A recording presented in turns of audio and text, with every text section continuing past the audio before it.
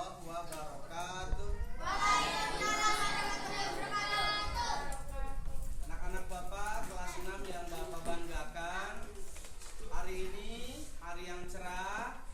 Kita akan membuka sebuah materi yang tidak kalah pentingnya, yaitu kelas 6 di semester berapa? Semester 1 ya. Pelajaran kelima, yaitu kita akan membahas keteladanan Rasulullah Shallallahu Alaihi Wasallam dan sahabatnya. Untuk pertemuan kali ini akan kita bahas keteladanan Rasulullah. Nah, untuk minggu depannya keteladanan sahabat Nabi.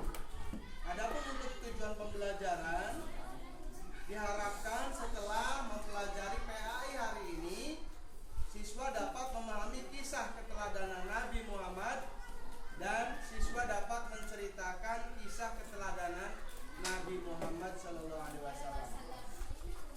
Sebelumnya, Nabi Muhammad SAW itu terkenal sebagai orang yang sangat jujur. Jujurnya Nabi Muhammad sampai diberi gelar apa? Al-Amin. Gelar Al-Amin. Seperti dalam surat Al-Ahzab ayat 21, Allah berfirman, "Laqad kana lakum fi Rasulillahi uswatun hasanah liman kana yarjullaha wal yawmal akhir wa dzakarallaha katsira." Sungguh telah ada pada diri Rasulullah suri tauladan yang baik bagimu, yaitu orang yang mengharap rahmat Allah dan kedatangan hari kiamat dan yang banyak mengingat Allah Subhanahu wa taala.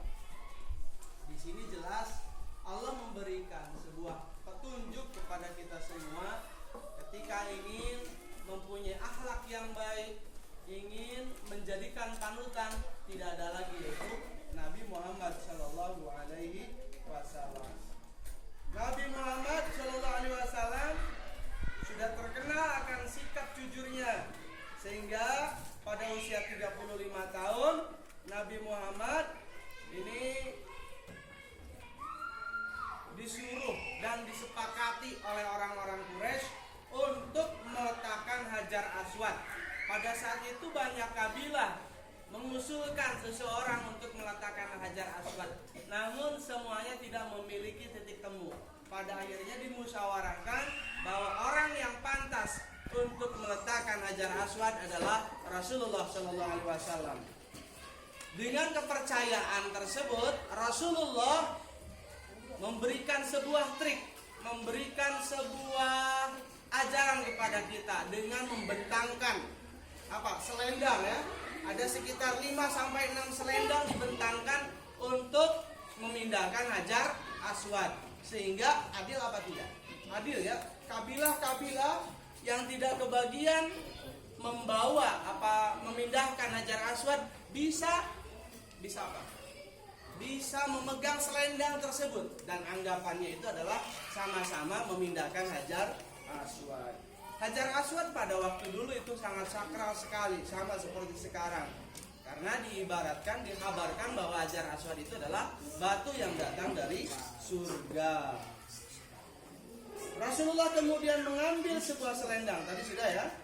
Hajar Aswad diletakkan di tengah-tengahnya, kemudian dipindahkan bersama-sama, diangkat bersama-sama. Hal tersebut merupakan jalan keluar yang baik, yang terbaik. Semua kabilah, semua suku yang berselisih pendapat mengenai siapa yang meletakkan Hajar Aswad akhirnya menyetujui Nabi Muhammad SAW untuk memimpin pemindahan Hajar Aswad. Anak-anak, marilah kita meneladani kisah jujurnya Rasulullah SAW dalam kehidupan sehari-hari. Ketika kita disuruh oleh orang tua untuk membelikan sesuatu, belikanlah dengan jujur.